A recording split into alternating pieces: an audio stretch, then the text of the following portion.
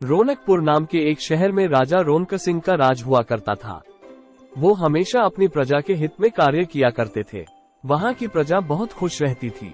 एक दिन गिद्ध आकाश में भूतिया पेड़ के बीज लेकर उड़ रहा था। जैसे ही गिद्ध रौनकपुर पहुंचा तो उसके मुंह से एकदम बीज रौनकपुर के बीचों बीच गिर गया। बीज भूतिया था, इसलिए अगले ही दिन वो पौधा बन गया। वहाँ के स्थानीय निवासियों ने जब पौधे को देखा तो हैरान रह गए, क्योंकि पौधे का रंग काला था। बाद में लोगों ने आपस में चर्चा की और यह समझा कि खेत में उगने वाला कोई घास पात या वनस्पति होगी। दूसरे दिन वो पौधा काफी बड़ा हो गया।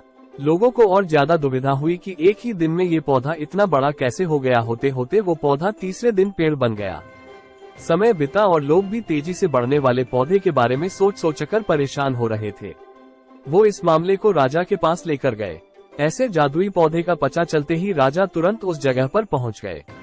राजा को जैसे ही पता चला कि एक काले रंग का पौधा 3 दिन में पेड़ बना है, तो वो भी उस पेड़ को हैरानी से देखने लगे। राजा उस पेड़ के पास चौथे दिन पहुंचे थे और तब तक पेड़ और बड़ा हो चुका था। वो इतनी तेजी से फैला था कि किसी को यकीन ही नहीं हो रहा था। राजा समझ गए थे कि का रंग काला है, इसमें जरूर कुछ जादू टोना होगा। इसी सोच के साथ राजा ने घोषणा कर दी कि जो भी इस पेड़ को खत्म करेगा, उसे वो इनाम के तौर पर 1000 सोने के सिक्के देंगे। यही नहीं, राजा ने यहाँ तक कहा कि पेड़ को खत्म करने वाला व्यक्ति मेरी मृत्यु के बाद मेरी राजगद्दी पाने का हकदार भी बनेगा। इतनी बड़ी घोषणा सुनने के बाद हर कोई पेड़ खत्म करने के लिए अपना दिमाग लगाने लगा। राजा के सारे चतुर मंत्रियों ने भी तरकीब लगाई, लेकिन पेड़ को कोई भी नष्ट नहीं कर पाया। किसी ने पेड़ के आसपास आग लगवाई तो एक मंत्री ने उस भूतिया पेड़ को हाथियों तक से खींचवाया, लेकिन पेड़ को कुछ भी न हुआ। अब लोगों के मन में डर बैठ गया और उन्हें लगा कि पक्का यह ऐसा वैसा नहीं, बल्कि भूतिया पेड़ है। तभी उस गांव के एक समझदार व्यक्ति को राजा की घोषणा का पता लगा।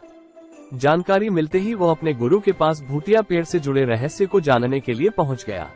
गुरु जी ने अपनी ध्यान की शक्ति को एकत्र करके देखा और उससे पूछा, क्या तुम पेड़ को खत्म करना चाहते हो? समझदार व्यक्ति ने जवाब दिया, हाँ गुरु जी। सब उससे परेशान है। गुरु जी ने बताया कि उसे खत्म करने का एक ही तरीका है।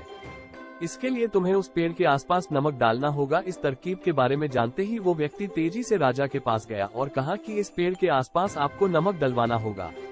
ऐसा करने पर ही यह पेड़ खत्म होगा। राजा ने अपने सैनिकों को ठीक ऐसा ही करने को कहा।